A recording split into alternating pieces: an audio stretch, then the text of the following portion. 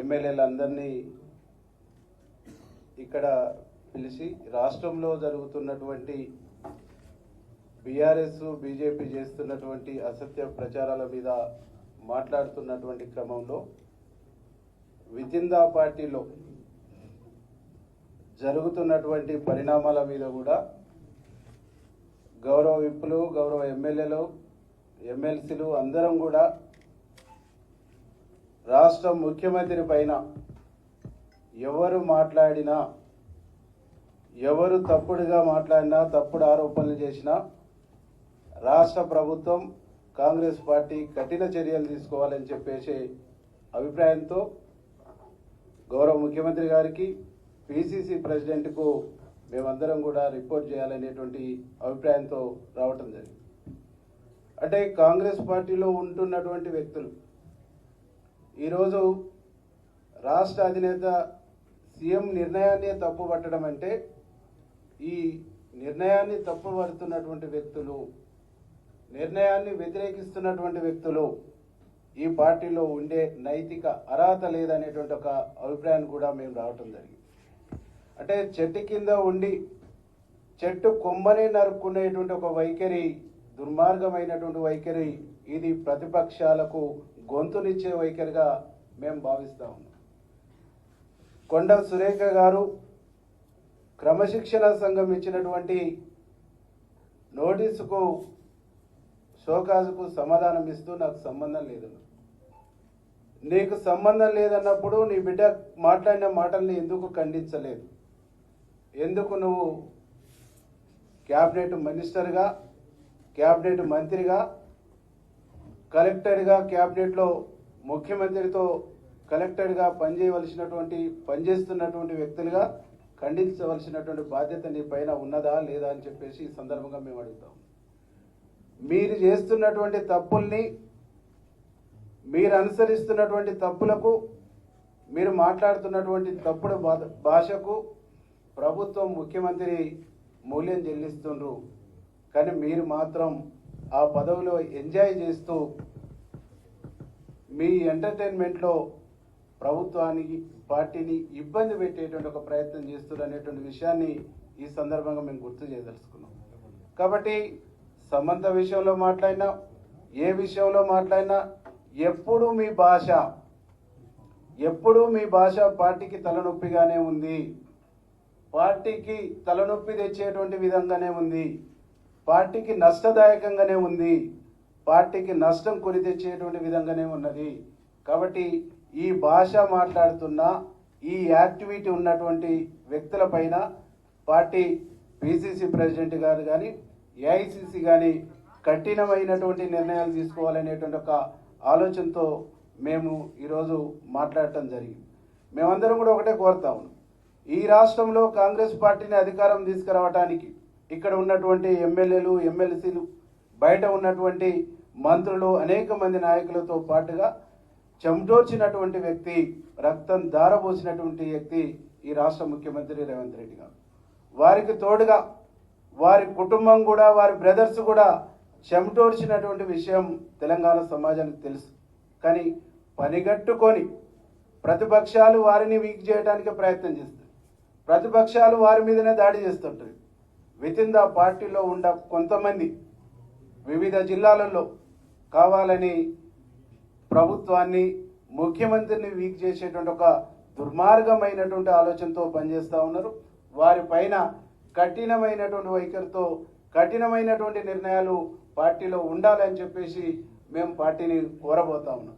దాంతోపాటుగా గౌరవ ముఖ్యమంత్రి గారు కూడా మేము విజ్ఞప్తి చేస్తూ ఉన్నాం, ఇట్లాంటి వ్యక్తులు పార్టీకి, ప్రభుత్వానికి నెత్తినొప్పిగా తయారైనటువంటి వ్యక్తుల్ని ప్రభుత్వం నుంచి, ప్రభుత్వ బాధ్యతల నుంచి తప్పించాలని కూడా మేము గౌరవ ముఖ్యమంత్రిని డిమాండ్ చేస్తూ ఉన్నాం.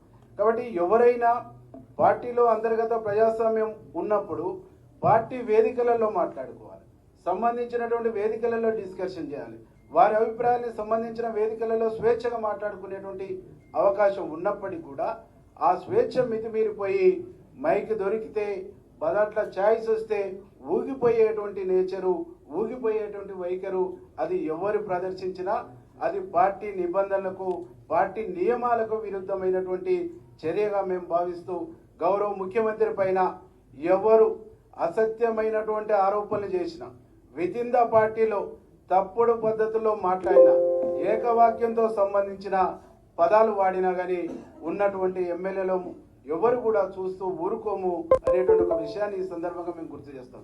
వీళ్ళ భాష మూలంగా వీళ్ళు మాట్లాడుతున్న విధానాల మూలంగా కార్యకర్తల్లో ప్రజల్లో అనేక రకాల ఇబ్బందికరమైనటువంటి అనుమానాలు అపోహలకు గురి అయ్యేటువంటి ఒక పరిస్థితి ఉన్నది. కాబట్టి కొట్లాడి సాధించుకున్నటువంటి రాష్ట్రం 10 సంవత్సరాలు దొంగల పాలైంది.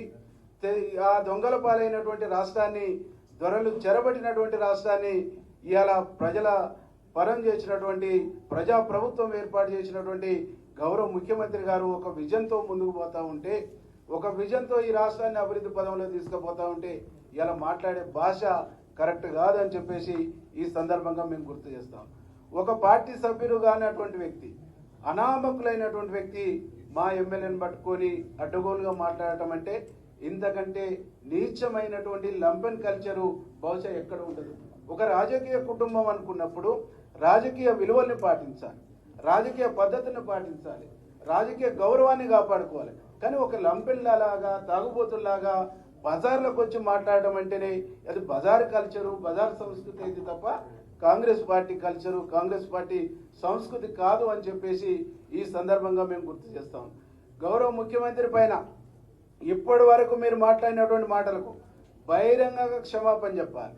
బహిరంగంగా క్షమాపణ చెప్పకుంటే ఈ రాష్ట్రంలో ముఖ్యమంత్రి గారిని అభిమానించేటువంటి లక్షలాది మంది ఆగ్రహానికి మీరు గురిగాక తప్పదు అని చెప్పేసి హెచ్చరిస్తాం.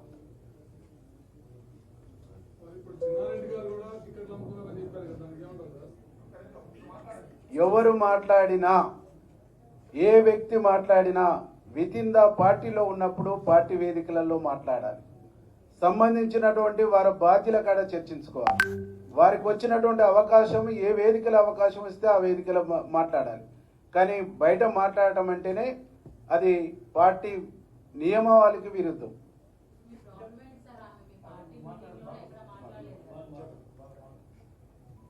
మీడియా మిత్రులందరికీ నమస్కారం.